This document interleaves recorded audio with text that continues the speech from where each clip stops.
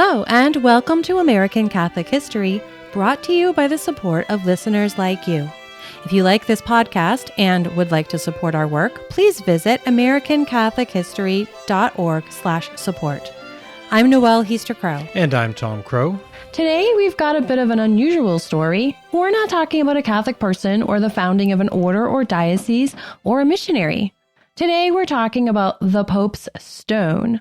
This is a story of anti-Catholics asserting themselves and happily facing a strong backlash. Yes, it's a story of mystery and intrigue. And it all centers on the construction of one of the most recognizable and important structures in our country, the Washington Monument in Washington, D.C. It's ironic considering how favorable George Washington was towards Catholics. He'd probably be appalled that the Pope and thereby Catholics were targeted in this manner, especially during the construction of a monument to him. I know, right? Back in 1775, he had personally ended the practice of the anti-Catholic Pope Night, an American version of Guy Fawkes Night. We talked about this in episode 69. And there is strong evidence that Washington may have become Catholic on his deathbed. We talked a whole lot about Washington and Catholicism in episode 85. And we'll be visiting Mount Vernon on our pilgrimage in April. It's where he lived and where he was visited by a Jesuit priest on his deathbed. A priest whom he specifically summoned. Let's be clear. Yes, he specifically asked for a Catholic priest. He was so favorably disposed towards Catholics, and Catholics were so fond of him, that it was only fitting for Catholics and even the Pope to support the construction of a monument to him. So let's talk about the Washington Monument and how a stone from the Pope got involved in the first place. So the idea for a monument to George Washington began shortly after the War for Independence while he was still alive. The location selected was roughly where the present monument stands, but the monument that the Continental Congress originally intended was a large and impressive equestrian statue carved by a great European sculptor. Washington, however, refused to allow them to erect a monument to him while he was still alive. Another sign of his greatness. Yeah, seriously. But after he died in 1799, Congress got to it. Sort of. Not really. Yeah, after 3 decades of arguing, disagreeing, and talking, Congress had still accomplished nothing on this matter that so many of them agreed was so important. So the more things change, the more they stay the same. Yeah, pretty much. Now, to be fair, other pressing matters like the War of 1812 did intervene.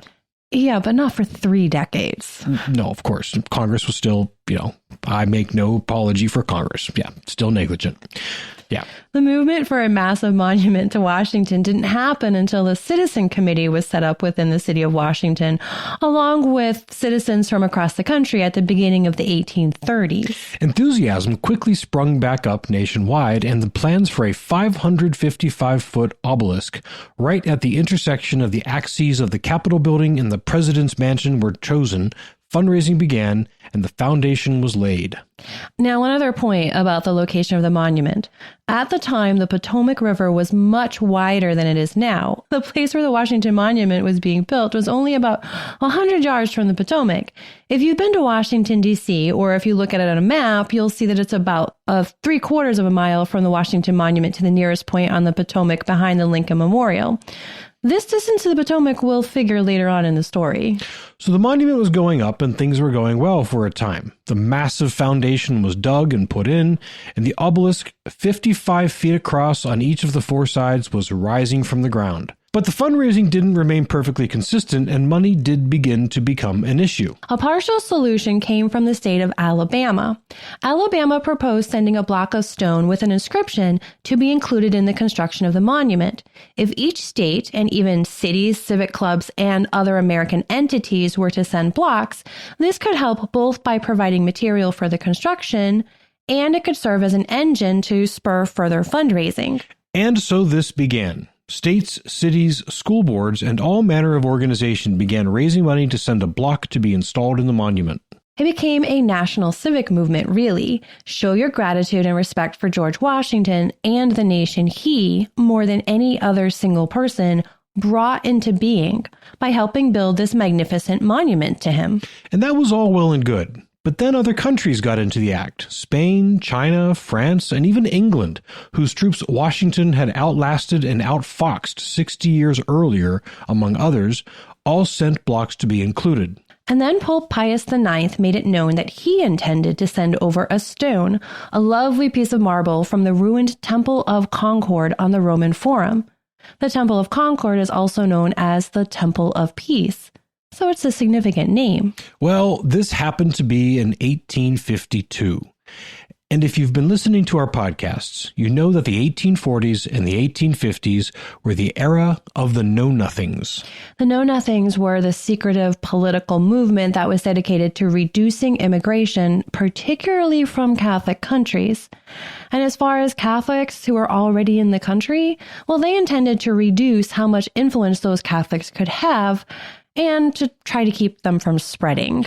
The Know-Nothings claimed that the influx of Catholics threatened to undermine what made America great.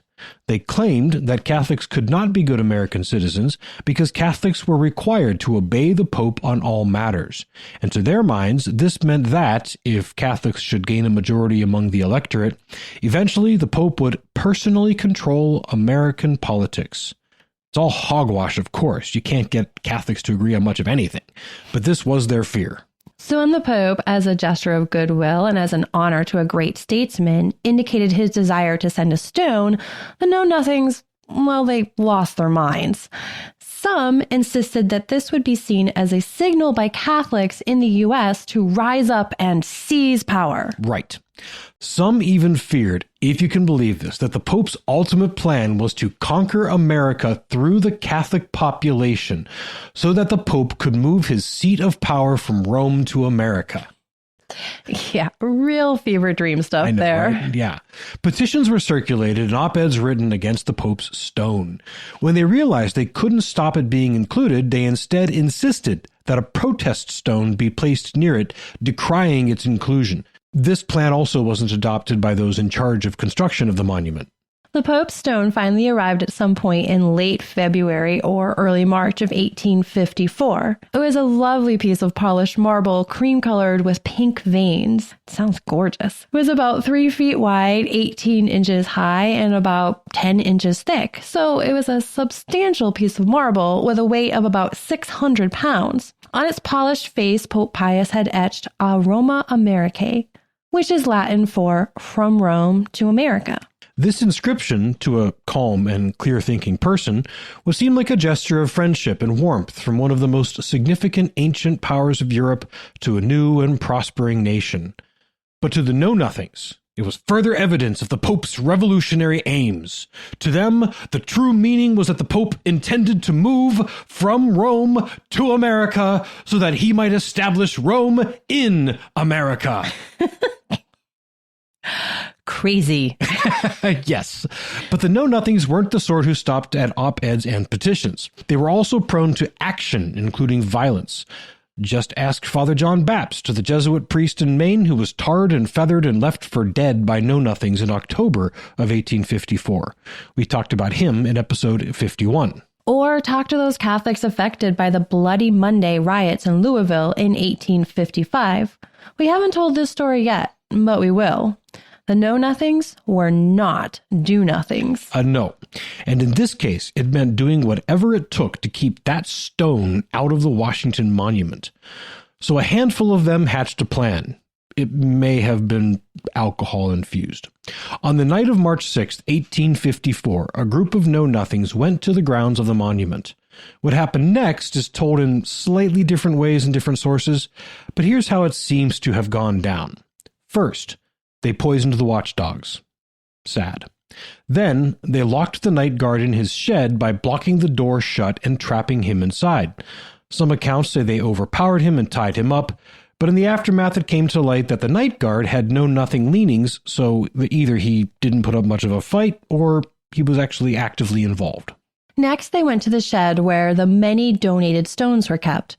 They went through and found the Pope's stone. They hoisted it onto some manner of wagon or cart and hurried it to the Potomac, which, as we said before, was only about 100 yards away. There, they loaded the stone onto a waiting boat and rowed it out into the Potomac. They rode out near a bridge called the Long Bridge. It's long gone now, but it apparently was near the present-day 14th Street Bridge, which carries I-395 across the Potomac. And once they reached that point, they took some sledgehammers and broke the stone up a bit, if only to have some trophies to take home. And they somehow tumbled the rest of the stone out of the boat and into the water. The disappearance of the Pope's stone caused an uproar. Catholics across the country were greatly angered. The general public was outraged. The Washington National Monument Society put up a $100 bounty, equal to about $3,300 today, for information about the criminals. A month later, they upped it to $500, so more than $16,000. But to no avail. No one came forward with clues, and no one was ever arrested for the crime. And this was all that anyone knew for many years. Living up to their name, the Know-Nothings said they knew nothing when asked. But the fallout went way beyond just anger over a stolen stone. The Washington Monument Project came basically to a screeching halt in 1855. In part, this was because the unrest in the country that would eventually blow up into the Civil War had distracted public attention. But also, very significantly, the Know-Nothings had basically taken over the management and leadership of the Washington National Monument Society. People who wanted to support the project did not trust the Know-Nothings, so fundraising dried up. The one-third completed monument stood uncompleted for decades. Mark Twain quipped that it looked like a useless chimney stack. It wasn't until well after the Civil War that the project was resurrected. In the 1870s, interest reignited, with many hoping to finish the monument in time for the centennial in 1876. Members of Congress got interested, which, of course, delayed things. But eventually, finally, in August of 1876, so it wasn't ready for July, they did allocate $200,000. So that helped get things back on track. The monument was back under construction, and the next chapter in the Pope's Stone saga took place. In 1883, the Long Bridge was being replaced, and the riverbed was being dredged and holes dug for new piers. At this time, an old saloon keeper in Washington gave a scoop to the Washington Post. He claimed to have been one of the Know-Nothings who'd done the deed in 1854. He described the crime and said that if the divers dug in a particular place near the piers, they'd find something that would create a sensation. Well, it took 9 years, but in 1892, divers did find a beautiful polished slab of marble around that place, and it was brought up from the riverbed. The inscription wasn't complete, it had been partially damaged, but there was little doubt. The Pope's stone had been found. When news spread of the discovery, many gathered at the riverbank to witness the stone coming to shore and to see it with their own eyes. The society, which had gotten involved, of course, determined that this stone should be given to the Smithsonian Institution to be displayed as a bit of American history. The stone was locked up and secured in a storage shed overnight for safekeeping. But alas, the stone would never see the Smithsonian. When the authorities came to the shed the next morning, they found that a window had been forced and the stone was, once again, gone.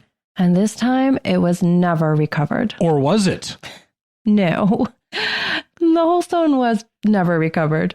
But there is reason to believe that a large chunk of that stone is extant and in the possession of the Smithsonian, after all. Yes. In 1972, an elderly Maryland woman gave a marble obelisk to the Smithsonian. She said she had kept it hidden away in a closet in her home since 1912. She had received it from a man who in turn had been given it by his brother. His brother, he claimed, was among the original Know-Nothing conspirators, and that this obelisk had been carved from the chunk of the stone that he had smashed off that night. Now, there's no way to confirm the identity since the rest of the stone is lost to history. It probably was smashed to smithereens in 1892 to prevent it ever being found again. But as one of my old history teachers used to say, if it isn't true, it ought to be. And the final bit of good news to report about the Pope's stone and the Washington Monument is that there is, after all of this, a stone from the Pope within the Washington Monument. In 1982, Pope John Paul II sent a stone to the National Park Service for inclusion within the Washington Monument. It was sponsored by Father James Grant, a priest in, fittingly, Washington State. If you ever get a chance to see the stones within the monument, as you pass the 340-foot level, you will find the white, smooth stone with gold lettering that reads, as Pope Pius IX's original did, Aroma Americae. And no, that does not mean that the Pope is ever moving his papal throne to America. This has been American Catholic History. If you enjoy American Catholic History, please become a supporter. We've got great perks for supporters. Get information on how to become a supporter and the perks at americanCatholicHistory.org/support. Also on our website, sign up for our newsletter, learn more about today's topic, see about our pilgrimages, and find other great stories from American Catholic history. We also love the great reviews our listeners leave. Those and the 5-star ratings help others find us. You can email us feedback, questions, tips for episode topics, or other comments at feedback@americancatholichistory.org. You can find us on Facebook at facebook.com/American Catholic History, on Instagram at ACH_podcast, and follow us on Twitter at ACH1513. I'm Noelle Heaster-Crow. And I'm Tom Crow. Thank you once again for joining us on American Catholic History, made possible by listeners like you.